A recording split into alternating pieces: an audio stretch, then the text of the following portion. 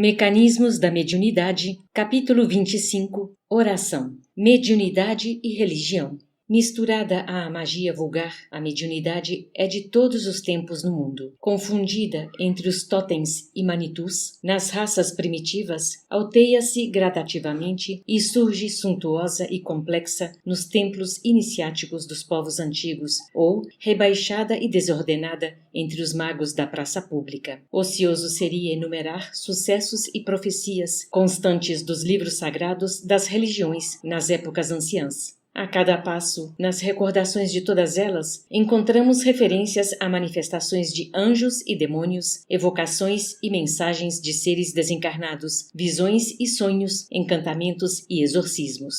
Reflexo condicionado e mediunidade. Em toda parte, desde os amuletos das tribos mergulhadas em profunda ignorância, até os cânticos sublimados dos santuários religiosos dos tempos modernos, vemos o reflexo condicionado facilitando a exteriorização de recursos da mente para o intercâmbio com o plano espiritual. Talismãs e altares, vestes e paramentos, símbolos e imagens, vasos e perfumes não passam de petrechos destinados a incentivar a produção de ondas mentais nesse ou naquele sentido, atraindo forças do mesmo tipo que as arremessadas pelo operador dessa ou daquela cerimônia mágica ou religiosa e pelas assembleias que os acompanham, visando a certos fins. E compreendendo-se que os semelhantes se atraem, o bruxo que se vale da mandrágora para endereçar vibrações deprimentes a certa pessoa, a esta procura induzir a emissão de energias do mesmo naipe com que, à base de terror, assimila correntes mentais inferiores, prejudicando a si mesma, sempre que não possua a integridade da consciência tranquila.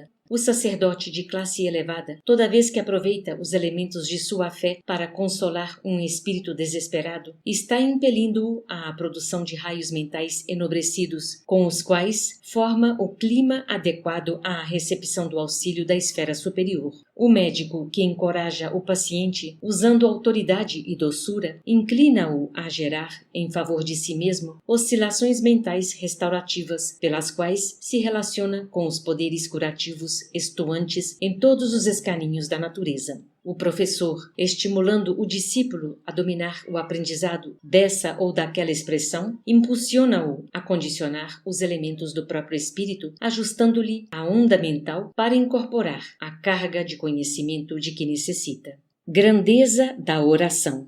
Observamos em todos os momentos da alma, seja no repouso ou na atividade, o reflexo condicionado ou a ação independente da vontade que se segue imediatamente a uma excitação externa na base das operações da mente, objetivando esse ou aquele gênero de serviço. Daí resulta o impositivo da vigilância sobre a nossa própria orientação, de vez que somente a conduta reta sustenta o reto pensamento e, de posse do reto pensamento, a oração, qualquer que seja o nosso grau de cultura intelectual, é o mais elevado toque de indução para que nos coloquemos, para logo, em regime de comunhão com as esferas superiores. De essência divina, a prece será sempre o reflexo positivamente sublime do espírito, em qualquer posição, por obrigá-lo a despedir de si mesmo os elementos mais puros de que possa dispor. No reconhecimento ou na petição, na diligência ou no êxtase, na alegria ou na dor, na tranquilidade ou na aflição, ei-la exteriorizando a consciência que a formula em efusões indescritíveis, sobre as quais as ondulações do céu corrigem o magnetismo torturado da criatura insulada no sofrimento educativo da terra, recompondo-lhe as faculdades profundas.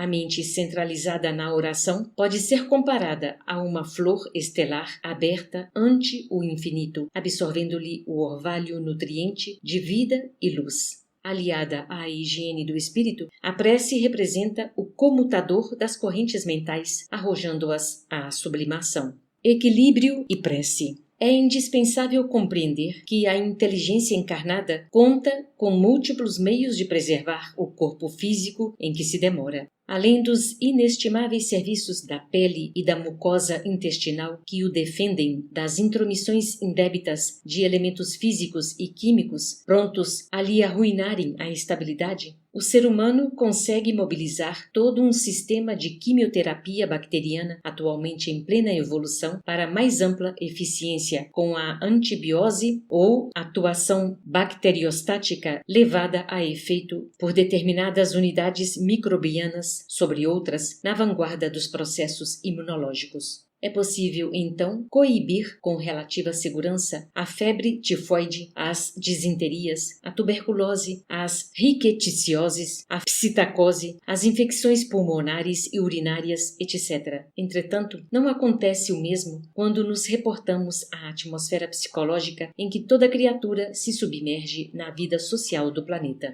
Visto à distância, o ser humano, na arena carnal, pode ser comparado a um viajor na selva de pensamentos heterogêneos, aprendendo, por intermédio de rudes exercícios, a encontrar o seu próprio caminho de libertação e de ascese. Mentalmente exposto a todas as influências psíquicas, é imperioso se eduque para governar os próprios impulsos, aperfeiçoando-se moral e intelectualmente para que se lhe aprimorem as projeções. No que tange à saúde e manutenção do corpo e no que se refere à aquisição de conhecimentos, utiliza a consulta a médicos e nutricionistas, professores e orientadores diversos. É natural, dessa forma, se valha da prece para angariar a inspiração de que precisa, a fim de afinizar-se com as diretrizes superiores. No circuito de forças estabelecido com a oração, a alma não apenas se predispõe a regenerar o equilíbrio das células físicas viciadas ou exaustas através do influxo das energias renovadoras que incorpora espontaneamente, assimilando os raios da vida mais alta a que se dirige, mas também reflete as sugestões iluminativas das inteligências desencarnadas de condição mais nobre, com as quais se coloca em relação.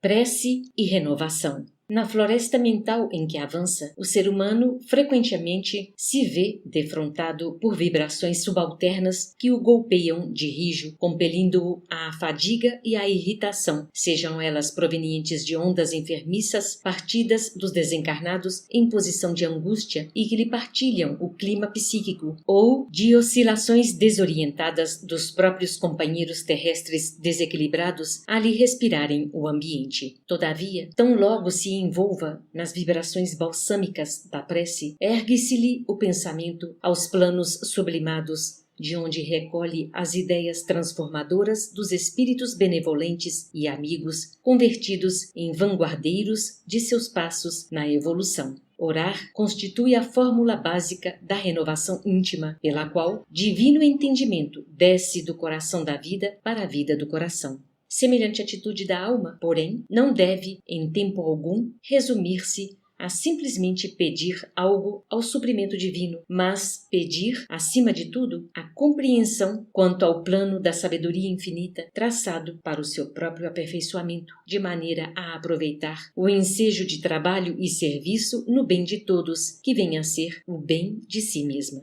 Mediunidade e prece. A mediunidade, na ordem superior da vida, esteve sempre associada à oração para converter-se no instrumento da obra iluminativa do mundo. Entre os egípcios e hindus, chineses e persas, gregos e cipriotas, gauleses e romanos, a prece, expressando invocação ou louvor, adoração ou meditação, é o agente refletor do plano celeste sobre a alma do ser humano. Orando, Moisés recolhe no Sinai os mandamentos que alicerçam a justiça de todos os tempos e, igualmente em prece, seja nas margens do Genezaré ou em pleno Tabor, respirando o silêncio de Getsemane ou nos braços da cruz, o Cristo revela na oração o reflexo condicionado de natureza divina, suscetível de facultar a sintonia entre a criatura e o Criador.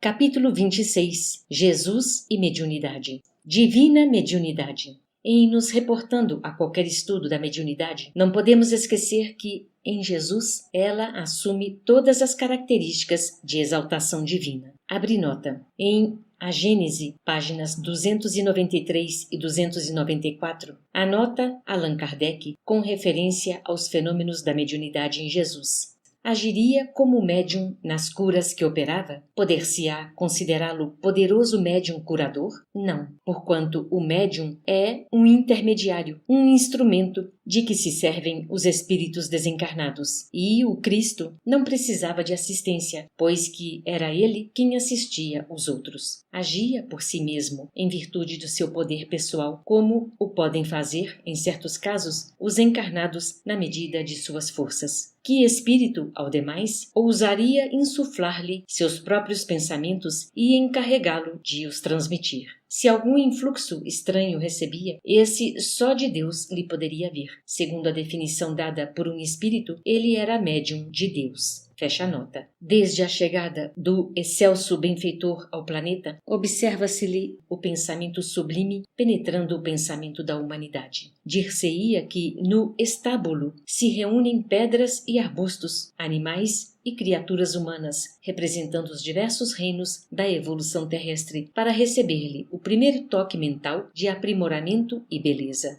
Casam-se os hinos singelos dos pastores aos cânticos de amor nas vozes dos mensageiros espirituais, saudando aquele que vinha libertar as nações, não na forma social, que sempre lhe será vestimenta às necessidades de ordem coletiva, mas no ádito das almas em função da vida eterna. Antes dele, grandes comandantes da ideia haviam pisado o chão do mundo, influenciando multidões. Guerreiros e políticos, filósofos e profetas alinhavam-se na memória popular, recordados como disciplinadores e heróis, mas todos desfilaram com exércitos e fórmulas, enunciados e avisos, em que se misturam retidão e parcialidade, sombra e luz. Ele chega sem qualquer prestígio de autoridade humana, mas, com a sua magnitude moral, imprime novos rumos à vida, por dirigir-se, acima de tudo, ao espírito em todos os climas da Terra. Transmitindo as ondas mentais das esferas superiores de que procede, transita entre as criaturas, despertando-lhes as energias para a vida maior, como que a tanger-lhes as fibras recônditas de maneira a harmonizá-las com a sinfonia universal do bem eterno. Médiuns preparadores. Para recepcionar o influxo mental de Jesus, o Evangelho nos dá notícia de uma pequena congregação de médiuns à afeição de transformadores elétricos conjugados para acolher-lhe a força e armazená-la, de princípio, antes que se lhe pudessem canalizar os recursos. E, longe de anotarmos aí a presença de qualquer instrumento psíquico menos seguro do ponto de vista moral, encontramos importante núcleo de medianeiros desassombrados na confiança e corretos na diretriz. Informamo-nos, assim, nos apontamentos da Boa Nova, de que Zacarias e Isabel, os pais de João Batista, precursor do médium divino, eram ambos justos perante Deus, andando sem repreensão em todos os mandamentos e preceitos do Senhor. Que Maria, a jovem simples de Nazaré, que acolheria o embaixador celeste nos braços maternais, se achava em posição de louvor diante do Eterno Pai. Que José da Galileia, o varão que o tomaria sob paternal tutela, era justo. Que Simeão, o amigo abnegado que o aguardou em prece durante longo tempo, era justo e obediente a Deus. E que Ana, a viúva que o esperou em oração no templo de Jerusalém por vários lustros, vivia servindo a Deus. Nesse grupo de médiuns admiráveis, não apenas pelas percepções avançadas que os situavam em contato com os emissários celestes, mas também pela conduta irrepreensível de que forneciam testemunho, surpreendemos o circuito de forças a que se ajustou a onda mental do Cristo para daí expandir-se na renovação do mundo. Efeitos físicos. Cedo começa para o Mestre Divino, erguido à posição de médium de Deus, o apostolado excelso em que lhe caberia carrear as noções da vida imperecível para a existência na Terra. Aos 12 anos, assenta-se entre os doutores de Israel, ouvindo-os e interrogando-os, a provocar admiração pelos conceitos que expendia e a entremostrar a sua condição de intermediário entre culturas diferentes. Iniciando a tarefa pública na exteriorização de energias sublimes, encontramo-lo em Caná da Galileia, oferecendo notável demonstração de efeitos físicos, com a ação à distância sobre a matéria, em transformando a água em vinho. Mas o acontecimento não permanece circunscrito ao âmbito doméstico, porquanto, evidenciando a extensão dos seus poderes, associados ao concurso dos mensageiros espirituais que, de ordinário, lhe obedeciam às ordens e sugestões, nós o encontramos, de outra feita, a multiplicar pães e peixes no tope do monte, para saciar a fome da turba inquieta que lhe ouvia os ensinamentos e a tranquilizar a natureza em desvario quando os discípulos, assustados, lhe pedem socorro diante da tormenta.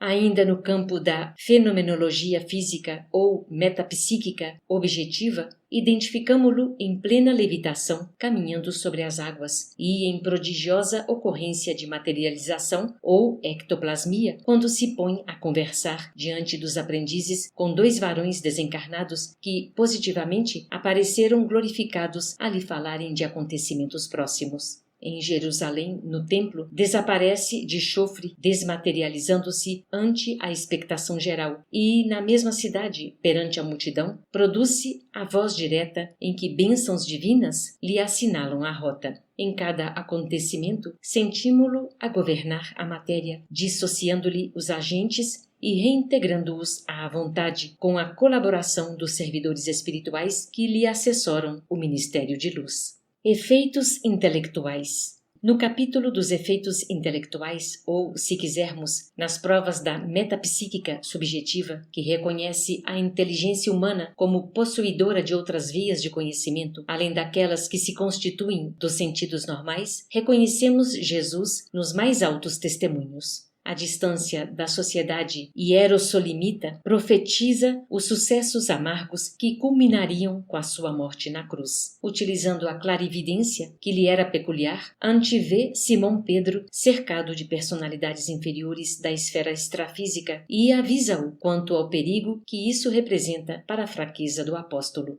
Nas últimas instruções, ao pé dos amigos, confirmando a profunda lucidez que lhe caracterizava as apreciações percussientes, demonstra conhecer a perturbação consciencial de Judas, a despeito das dúvidas que a ponderação suscita entre os ouvintes. Nas preces de Getsemane, aliando clarividência e clareaudiência, conversa com um mensageiro espiritual que o reconforta.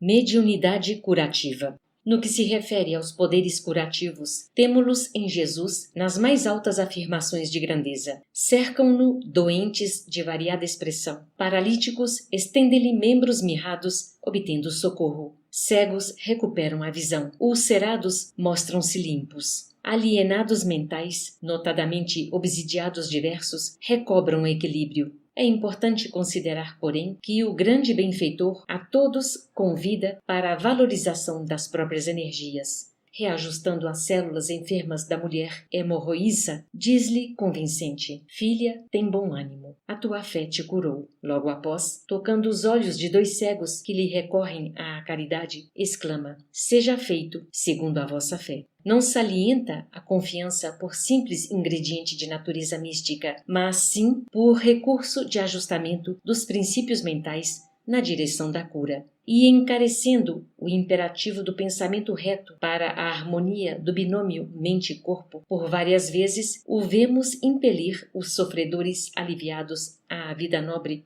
como no caso do paralítico de Betesda, que, devidamente refeito, ao reencontrá-lo no templo, dele ouviu a advertência inesquecível: eis que já estás são, não peques mais, para que te não suceda coisa pior. Evangelho e mediunidade. A prática da mediunidade não está somente na passagem do Mestre entre os seres humanos, junto dos quais, a cada hora, revela o seu intercâmbio constante com o plano superior, seja em colóquios com os emissários de alta estirpe, seja em se dirigindo aos aflitos desencarnados, no socorro aos obsessos do caminho, mas também na equipe dos companheiros aos quais se apresenta em pessoa, depois da morte, ministrando instruções para o edifício do Evangelho nascente. No dia de Pentecostes, vários fenômenos mediúnicos marcaram a tarefa dos apóstolos, mesclando-se efeitos físicos e intelectuais na praça pública, a constituir-se a mediunidade, desde então, em viga mestra de todas as construções do cristianismo nos séculos subsequentes. Em Jesus e em seus primitivos continuadores, porém, encontramo-la pura e espontânea, como deve ser, distante de particularismos inferiores, tanto quanto isenta de simonismo. Neles mostram-se os valores mediúnicos a serviço da religião cósmica do amor e da sabedoria, na qual os regulamentos divinos em todos os mundos instituem a responsabilidade moral em segundo grau de conhecimento, situando-se, desse modo, a justiça perfeita no íntimo de cada um, para que se outorgue isso ou aquilo a cada espírito de conformidade com as próprias obras. O Evangelho, assim, não é o livro de um povo apenas, mas o código de princípios morais do universo, adaptável a todas as pátrias, a todas as comunidades, a todas as raças e a todas as criaturas, porque representa, acima de tudo, a carta de conduta para a ascensão da consciência à imortalidade, na revelação da qual nosso Senhor Jesus Cristo empregou a mediunidade sublime como agente de luz eterna, exaltando a vida e aniquilando a morte, abolindo o mal e glorificando o bem, a fim de que as leis humanas se purifiquem e se engrandeçam, se santifiquem e se elevem para a integração com as leis de Deus. Fim.